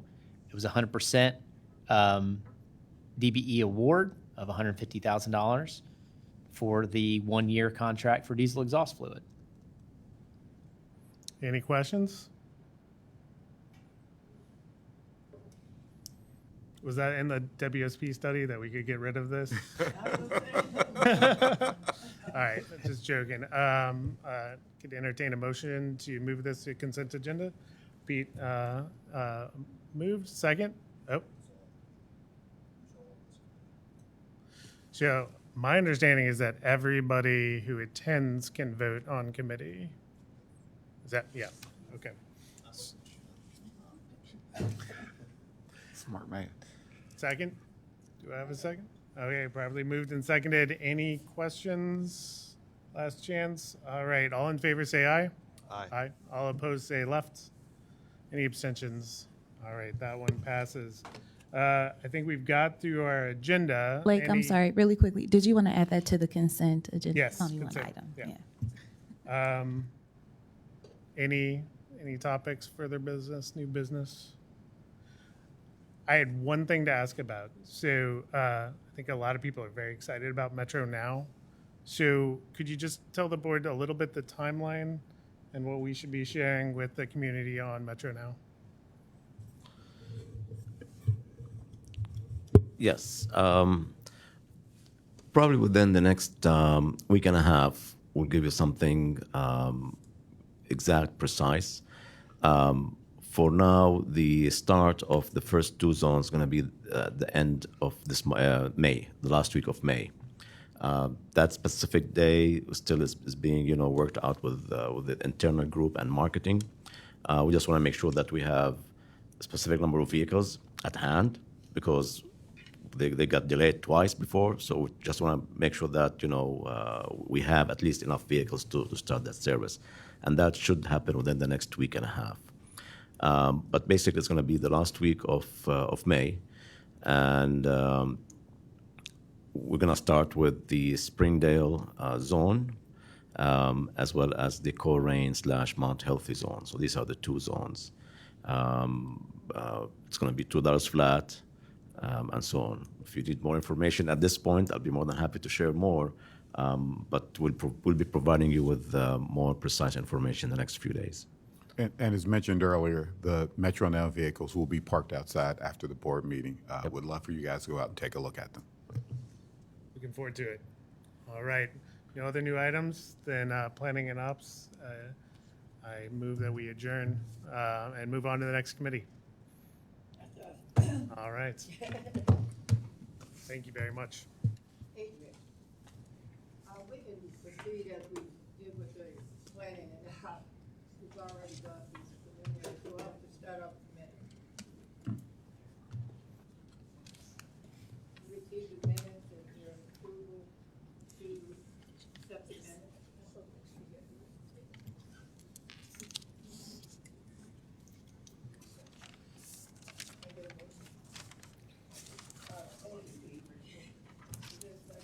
Second.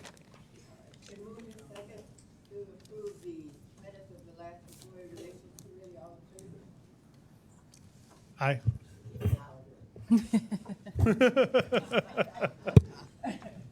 Thank you.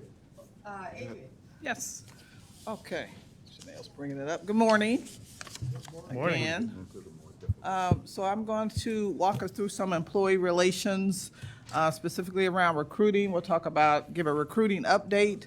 We will talk a little bit about attrition, some of our retention strategies, and absenteeism.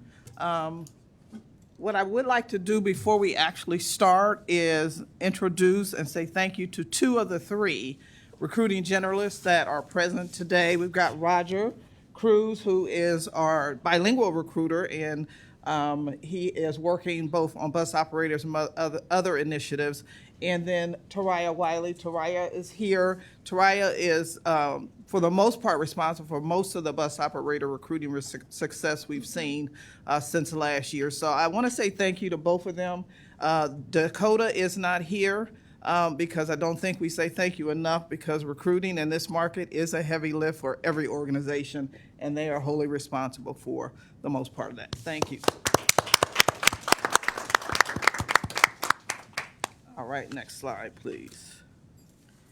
So starting with the recruiting update, I really want to just, real high level, I won't go and name every thing on the list here.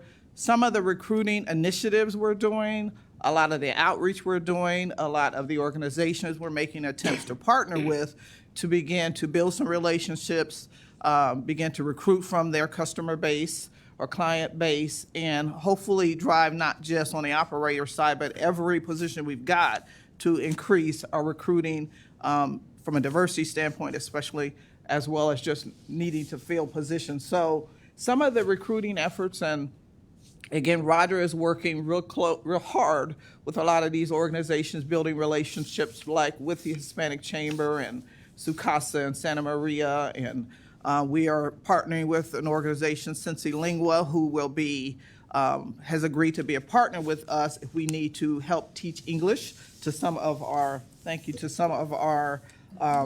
hires that we will hopefully get soon. And again, we are working on those. And then organizations like, obviously, the Urban League and Job Corps and Lifelong Learning Center. So we're just partnering with every organizations out there to try to build relationships so we can increase our recruiting efforts with these types of organizations. Next, some of the recruiting job fairs we're doing. So right now at Access, in an effort to get ready for the Metro Now launch, as Khaled has said, which is due to be the end of May, we have a weekly career fair, or job fair. We average probably 8 or 9 attendees per job fair, so we've seen some success there in terms of the numbers, and I'll give you more detail about the numbers in upcoming slides. On the fixed route side, we have a monthly job fair that we are doing right now. We're going to anticipate probably increasing that to bi-weekly upcoming to make sure we continue to drive our efforts around recruiting for fixed route operators as well. These are some of the job fairs we've already done this year. As you can see there are several. Ohio Means Job, we went to a job fair, career fair at the University of Cincinnati.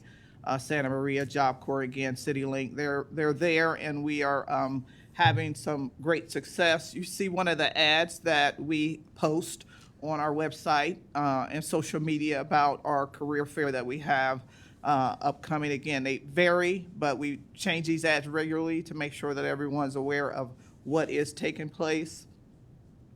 The next slide is upcoming career fairs that we've already committed to and are working to ensure we have dates upcoming. We've got Monthly, Roger participates at the Lincoln Heights Outreach, which has a pretty substantial Hispanic community, and passes out flyers to talk about career opportunities that we have. Here at Metro, we've got Sherm Cincy admin recruiting opportunity coming up in May. Cincy Cinco will be taking part in that festivities, which will be held on Fountain Square, and we're real excited about that. We'll be out with a table recruiting there as well. Recruit Military. As board member Mr. Smith, he talked to us about Corinthian Baptist Church, so we're working to partner with them on a career fair and some of the others. A big one that's coming up is a Palooza Noir Juneteenth block party, so we're going to be a sponsor for that, and we'll have a table there. Last year, John and I got an opportunity to go out and participate and kind of view what was happening, and it's a captive audience because there were easily 10,000 plus people in attendance over that weekend, I believe, so we're real excited about that opportunity as well. The next slide is, again, some more of our diversity recruiting and marketing efforts and working with Brandy and her team, Davey, and some of the things we've been able to accomplish. And this is a Hispanic social media ad we did with La Vanguardia. If Chanel will play that.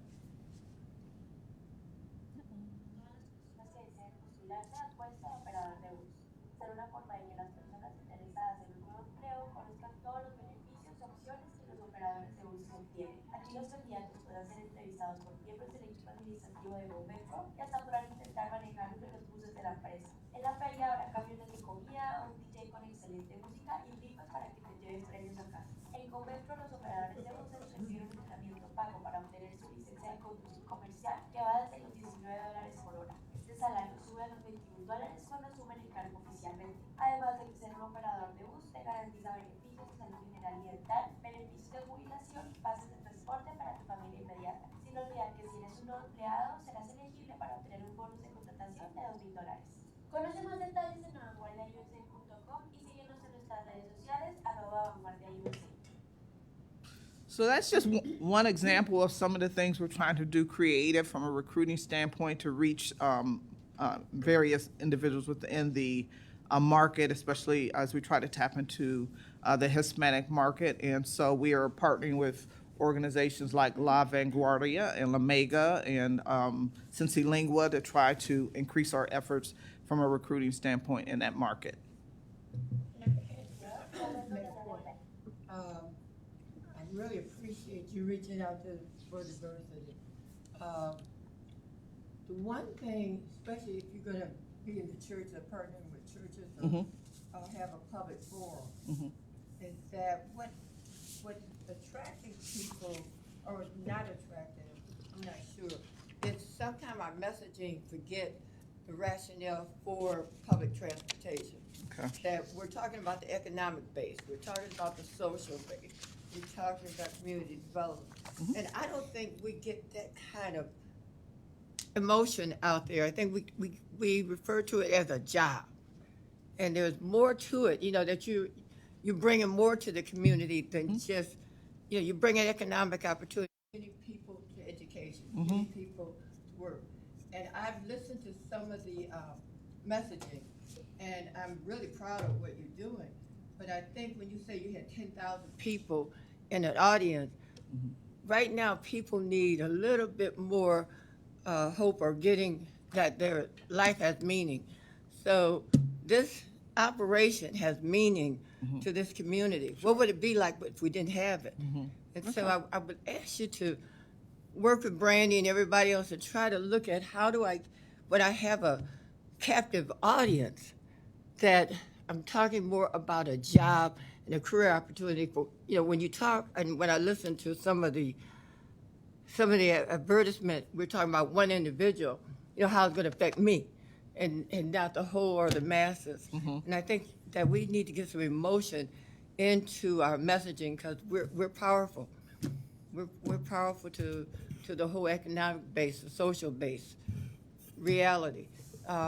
What happens, the negative things that happen tend to be on people's mind, but then you got those heroes and sheroes, and that's important, that's valuable. Okay. Thank you. Yep. Along the lines of what Gwen's talking about there, it feels like to me, like going out to these specific events, and those specific venues where the applicants can be, is a big part of that. Now, I don't know what we've done historically, but Juneteenth, that opportunity is enormous, right? Sure. You have an enormous pool of people that we can reach out to directly during a celebration, really, right? And same with the other events you listed. It's really fantastic. And all the different organizations that we're connecting with, it's a pretty broad range. So I don't know, it's congratulations on that too. Thanks. Yes, and we take a team. We try to take a team when we go to these things. It's usually a recruiting team, but we'll take representatives from operations. We'll take some drivers with us. We'll take mechanics with us. We try to have representation from the workforce itself so that they can talk about what it is to work here, what type of career it is. And you're right, we'll start to make more of an effort around, make sure we are talking about the community impact. Get on the stage. Don't just be a part of the crowd with a table. Get on the stage. Yep, and we can based on our sponsorship with this upcoming, both with Cincinnati Cinco and with the Juneteenth. Yeah, yeah. I got a question. Is with recruitment, is it only for drivers or is it for every aspect of metro operation? It's all positions. Some positions some of the career fairs we do are specifically for drivers, but we have career fairs where it's open to anybody for any position, and we usually advertise for those. I'm applying for greeter. Any other questions? Okay, on the Metro Now recruiting, as we well know, we're staffing up to get ready for the launch of Metro Now in May. The ask is for an additional 25 drivers, is what the ask was when we started this last year. So again, as I mentioned, we're having weekly hiring events at the Access facility, and we also have a Metro Now vehicle there on site where the applicants can go get on board, see what the bus is like, and things like that. So that's been super helpful. Since we started this in August, we've had about 79 individuals that we've interviewed. We've had 37 hires. 21 of those have been year to date. We've got 6 in training, and we've got about 33 that are somewhere in the background check process or pending background and or pending offer, things like that. So we've got a decent pipeline. We're real excited about the efforts that the weekly career fair have been able to garner for us. Yes, and they don't need a CDL, so that's helpful as well. So thank you for that. Next, I wanted to talk a little bit about, as Daryl mentioned, these are administrative-only positions in terms of the headcount. So we have had some success with hiring a number of our administrative roles. We were 45 plus, I believe, last time we spoke about this. We're at about 33 open positions. 23 of the 33 are posted. Several are not posted because, one, we're either waiting on June because they were budgeted to be posted mid-year or filled mid-year, and or we have some individuals in some interim roles that until we actually place them permanently, we don't actually backfill their positions. So we've got a few of those, and there's some we haven't started on that recruitment yet. But of the 33, we've got about 6 offers that are out, pending, waiting for pending background, usually. We've made the offers, but they have to get through the background process, complete the drug screen and things like that. So we anticipate those will be filled in soon. And just as a point of reference, I do want to just mention, I talked about 2 of the 3 recruiters being here and all of the efforts they made around recruiting. Last year, there were 291 positions hired, 291 people hired at Metro, which is a heavy lift, and you'll see more about where they came from in terms of the numbers upcoming. And then this year so far, there have been 89 individuals hired between admin, maintenance, the bulk being operators, and then about 40 operators, 44, and then 26 on the access side. So again, they continue to work hard to bring in talent to the organization in the labor market, which is one of the toughest we've seen. Next, I wanted to just show you a little bit about the trend we are seeing from a recruiting standpoint. Again, last year in 2022, that was one of our best years in terms of operator recruiting because the number you see there is fixed route. operators that were hired, and it was about 171 we hired last year. Unfortunately, there were 148 lost, and I'll break down that number a little bit more in an upcoming slide. And so we've got some efforts to make. We've got 171, so you look at the difference, it's what, give or take 25, 30 drivers. We had several of those that were hired late in the year, so they were hired in either November or December, so they rolled over into our 2023 headcount in terms of being able to take their trial trips, so they're not going to be in that 22 number, so you see a significant difference there. That's one of the reasons why. And then we did have a few employees that promoted from driver positions into actually administrative positions, and you won't see that number in that head count. So that does tell you a little bit about why there's the difference between, because you don't see our head count going up 25 to 30, but that's one of the reasons why. And then so far this year, as I said, it's about 44 actually fixed route operators that we've been able to hire so far this year. And I'll give you more information on that as we go forward. So next, I want to talk about some of our attrition issues that we're seeing on the operator side. So this is just trainees. So these are trainees, they're not in progression. They haven't taken their trial trip, so they're not actually in our head count yet. But in terms of the trainees in 2021, as you can see, we made a little bit improvement on our attrition rate. We were at about 46% attrition in 2021, which equated to about 69 drivers, I believe. And then in 2022, we are at 40% attrition, or we're at 40% attrition. So we're seeing some slight improvement, again, partially because we had a higher number of hires, and so the attrition rate is not impacted as much by the number of the turnover that we had. So some of the reasons for the attrition, unfortunately, are listed here. Again, it was about 69 in 2022 that we lost of the 171 hires. The reasons for the termination are listed there on the right. The bulk of them being resignations, and then it varies from there between unsatisfactory performance. There's a couple that failed the CLP, a few that failed the CDL. We had some AWOLs, absent without leave, some that had some attendance issues, and one that had an accident. So one of the things we're doing going forward for those that have resigned, to make sure we can track why they're leaving, or if they're at risk of leaving, we'll be doing, as we mentioned, the exit and stay interviews. We're looking at a vendor that we'll be working with who will help us to try to capture that information more broadly and more timely, so that we are maybe have an opportunity to avoid some of the attrition that happens as a result of any number of reasons. Again, that was the trainees. This is the progression and operator attrition. So when we look at the number of operators, and they're either in progression or they're top pay operator, and again, this is not a trainee. So in 2021, we lost 65. In 2022, we lost 79. So we went from about 14% to 17%. So we had a slight increase in our attrition for progression and operators. And the next slide tells you a little bit more about the why. So in 2022, we had a number of operators that were terminated, about 34.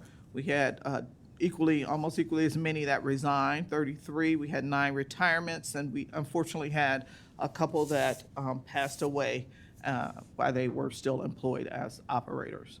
And so the termination reasons are listed there. We had multiple attendance infractions for which people were terminated. We had some misconduct, some failed drug and alcohol tests, and some performance-related, amongst other things. So we've had some terminations, but unfortunately they are necessary based upon some of the issues that we saw. And then on the resignation side, we had those that obtained other positions, a number that we were not able to find out why they left, and then a few that had some personal reasons, be they health or family related. So then real quickly, I want to just talk about some of the things we're doing from a retention standpoint to start to try to impact this attrition number. So some of the strategies that are in place currently, we're doing trying to do one-on-one check-ins with our operators, especially the trainees when they start, to see how things are going. And as John mentioned, there are some strategies around the supervisors doing more strategic focus with operators and making sure they have the things they need, and if they're facing any issues, they work through them with them. Obviously, you all are familiar with the Employee Recognition Program, or Golden Bus. That's the Silver Wheel winners that we do monthly, and always have maintenance and operators as a part of that. And then we've started a leadership development program for our directors and above. And we've also got personal professional development courses that we have launched through our online portal, our learning management system. We've started our succession planning process, starting with the senior leadership, and we'll be working down through the rest of the organization. We have done a leadership culture survey. We've talked about that, and the 96.6% of people who are happy to be working here at Metro. We have revamped our orientation and onboarding program, so we've the training team is working to revise those efforts there. And then some of the things we're doing this year, we're starting to do in partnership with the marketing team. We've got what we call a Metro Cares campaign, where we'll start talking to various individuals and featuring them when they notify us of something they've done. For instance, there is a Access driver who talks about how she decorates her bus for her clients' birthdays when it's their birthday. So things like that, they're small but significant and make a big impact. We are starting manager and supervisor training for our managers and supervisors. It'll be about a 6-month training that they'll go through various soft skills type courses that will help them become better managers and leaders. As I mentioned, we have an exit interview, stay interview vendor we'll be working with. Who'll be capturing a lot of the data for individuals who are currently with us and or who have exited the organization. We're going to be pulling together what we're calling a retention committee to look at some other retention initiatives we can do outside of the box to make sure we are making ourselves an employer of choice. What kind of things are we doing to get people to want to stay here? Again, it's a very tough labor market, and everybody's got multiple jobs open that they're trying to fill. So we've got a financial wellness program we're working through to talk about retirement and the benefits of our OPERS pension plan and deferred comp and things like that. All types of training across Metro. We're doing some updated strategic refresher training for all operators, working with operations to make sure we can get everybody through these refresher trainings that will benefit everyone. One of the things we're looking at, we don't know what that will look like just yet. We're looking at considering retention bonuses. We have to think about the sustainability of that, so we really need to do a deep dive and determine, is that something we can do, and if so, how, and how will it have the most impact? So that's being considered right now. And we have another employee satisfaction survey that'll be coming up this year that we'll be doing with the employees. So, Adrian, can I ask you a question? On those the committee assignments, are we including the employees in any of that? Absolutely. All of these will be cross-functional, so employees from throughout the organization and every area of the organization will be included as part of that. Absolutely. And last but not least, absenteeism. John spoke to that just a little bit. So, John, I don't know if you want to elaborate a little bit more here. Sure. Thanks, Adrian. What you see there is absenteeism trends dating back to the start of 2019. And 2019 serves as a good base year. Pre-COVID, it's a year of a steady head count until the end of the year there where some hiring initiatives really kicked in.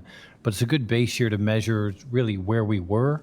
I wouldn't say 2019 is a stellar year. Even years as recently as 2015, 16, 17 better absenteeism trends, but it's a pretty good look back of where we were.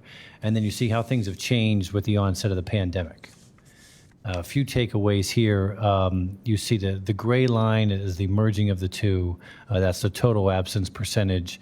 But the orange line spikes, and that really drives the overall absenteeism trend. That's what we call sick absences, or miss as a term we use for tardy with bus operators. And that really is the driver since pandemic and carrying forward. You see the blue line at the bottom, the FMLA absence percentage. FMLA can be difficult to manage. A lot of our employees have those cases and claims, but the data really shows it's not so much an overall absenteeism driver in the sense that it's not changing. It's still relatively stable. I mean, 5% of our operators being absent FMLA on a given day is a concern, but this shows that it's not a growing trending impact on absenteeism. Sick leave is showing a positive trend also since the start of the pandemic, and now 3 calendar years out at this point, 2021 and 2022, but we still haven't returned to the baseline in terms of the operator habits, in terms of attendance.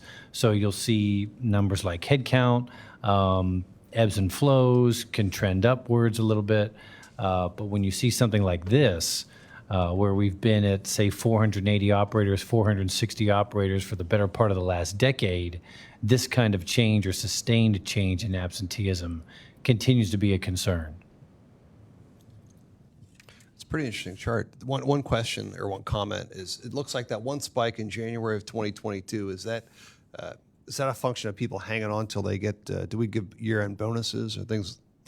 Do we provide that, or? No year-end bonuses or incentives for like a sick leave cash out. We do have a new benefit where we'll pay out half of your sick leave upon retirement, but this is more reflected in the daily absenteeism. Huh. Oh, daily absenteeism. So January of 2020, aside from that blip, it is trending somewhat down. Trending down, but that's why we want to keep that 19 data set as part of this. If you cut this with just as the pandemic, it looked like absenteeism is a great story, but our historical norms are still significantly lower than what we're still experiencing. What is the factor of drugs and alcohol, you think? Say that again? How does drug and alcohol factor into the absenteeism? Well, I mean, we random test, so we test at least 50% of our operation. We have to per the FTA. So, I mean, I don't think that's necessarily the issue per se. We have, as you look at the whole number, a relatively small number of drug. Any is too many, but we have a relatively small number if you look at the number. So, I mean, that's a good indicator. Yeah, and then any accident where we are at fault, we test, post-accident testing as well. And those absences wouldn't show in this data. Yeah.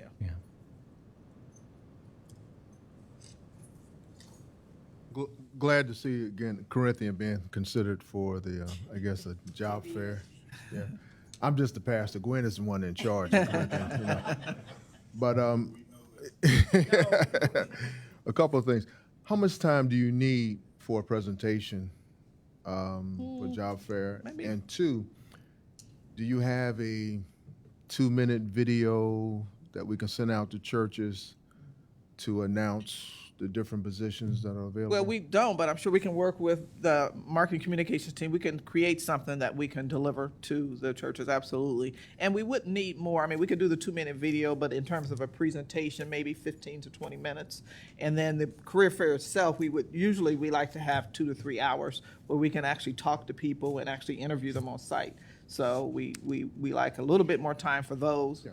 The reason I said it, we have some major concerts coming up in May. Okay. And so maybe we can talk about, as Gwen said, getting you on stage and making a presentation. Okay, sure. Any other questions? I'm trying to find it. Okay. So, when the folks left, was it due to burnout? Do you know if when they leave? Because it seemed we got 16 that left for another job, 12 unknown.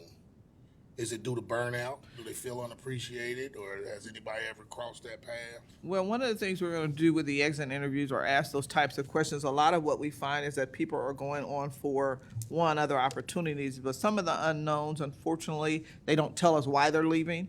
They're not willing necessarily to reveal that information, but the vendor that we're going to be working with, hopefully through when they realize it's a little bit more anonymous, because oftentimes when they resign, they're resigning in person and they're reluctant to say to the manager, I'm leaving because, whatever the reason. It's not scheduling. We know we've made some efforts to improve the scheduling, so the work-life balance for operators, I think there's been some improvement there. There may be still some opportunity, but quite honestly, we don't know the exact answer to that. And do they switch routes? Do your fixed route drivers stay on those same routes all the time, or do they switch routes?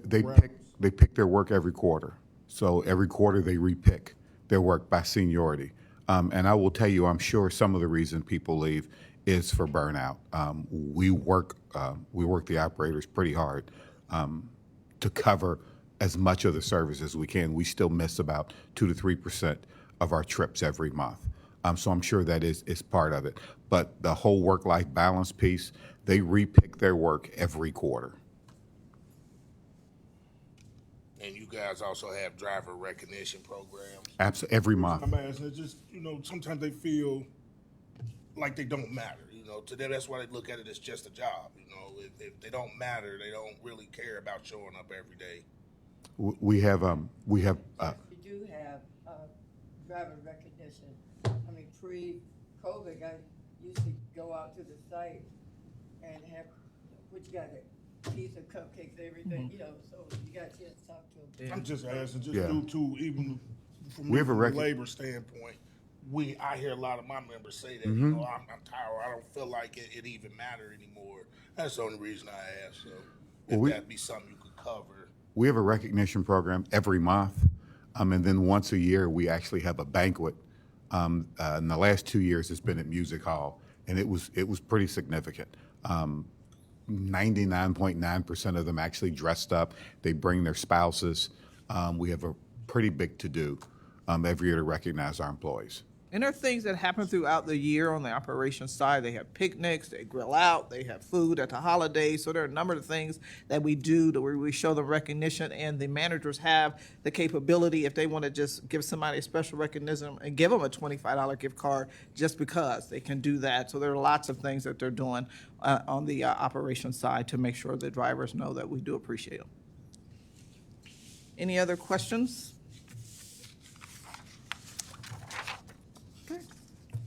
Thank you. Okay, there's no action item, is that correct? So we're good. Motion to adjourn. Second. I would like to make a motion, Mr. Chair. Thank you, sir. I would like to make a second, Mr. Chair. Oh, bless you.